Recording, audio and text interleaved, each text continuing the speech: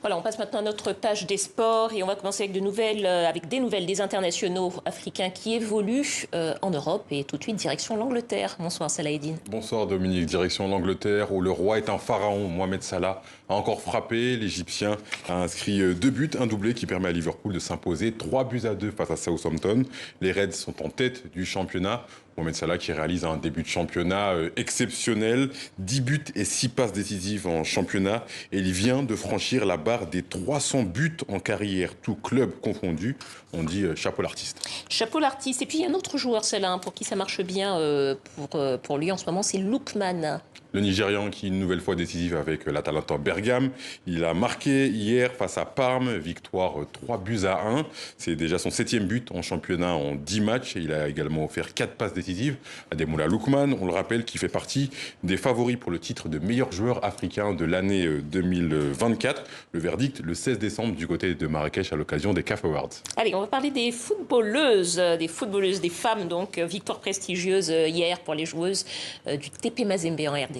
Le premier sacre continental pour les Congolaises qui se sont imposées hier en finale de la Ligue des Champions.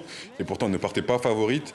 Les joueuses du club basé à Lubumbashi, dont le président est Moïse Katumbi. Victoire 1-0 contre les Marocaines de l'AS FAR dans une finale qui se jouait au Maroc. Le TP Mazembe, côté homme, a remporté 5 fois la Ligue des Champions.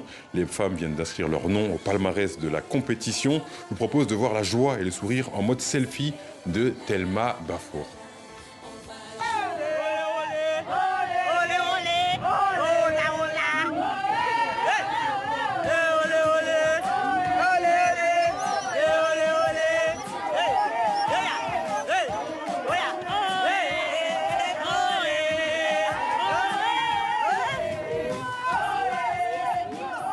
Voilà, joie communicative, hein, Salah Eddine. Et puis on part au Tchad maintenant où on a appris la retraite assez surprenante parce qu'il est assez jeune d'un joueur. Retraite prématurée pour Marius Mouane Dilmadji, qui était le capitaine de la sélection tchadienne, 26 ans. Il a annoncé sa retraite internationale, une annonce qui intervient après l'échec aux qualifications pour la CAN 2025.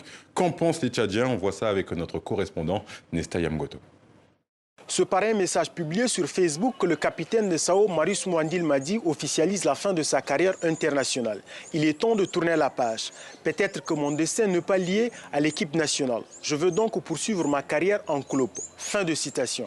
L'attaquant est sous le feu de critiques depuis plusieurs jours parce qu'il a raté un pénalty crucial contre la Zambie et qu'il n'a inscrit aucun but durant toute la campagne qualificative, au grand désespoir des supporters. Je trouve que c'est normal parce qu'il a fait 5 ans en équipe nationale et jusqu'à présent avec un but. Si on prenait les autres équipes, les autres nations, ils n'auraient même pas venir en sélection parce que le bilan est catastrophique. On ne peut pas démissionner face à une situation où la navire a déjà chaviré. Il aurait dû ne pas venir jouer simplement. C'est un non-événement. Ses proches l'ont mal conseillé. Il aurait dû rester dans le silence. Moi, je pense que vu son âge, il ne devrait pas lâcher. Il devrait voir les erreurs, corriger et aller de l'avant. Cette décision intervient juste après l'élimination du Tchad dans la course à la CAN 2025. En 6 matchs, les Sao ont enchaîné 3 défaites et 3 nuls. En cause, des problèmes récurrents, manque de préparation, infrastructures insuffisantes et une fédération de football inexistante. Allez, une image avant de se quitter, Salah Eddine, elle nous vient non pas du continent africain, mais du continent. Exactement, du continent. Une image postée par Francis Ngannou sur le réseau social X, le champion de MMA qui attend avec impatience au Cameroun un certain Vinicius Junior avec un maillot floqué à son nom. On a appris il y a quelques jours que le joueur brésilien de 24 ans avait des ancêtres qui venaient du Cameroun et précisément de l'ethnie Tikar.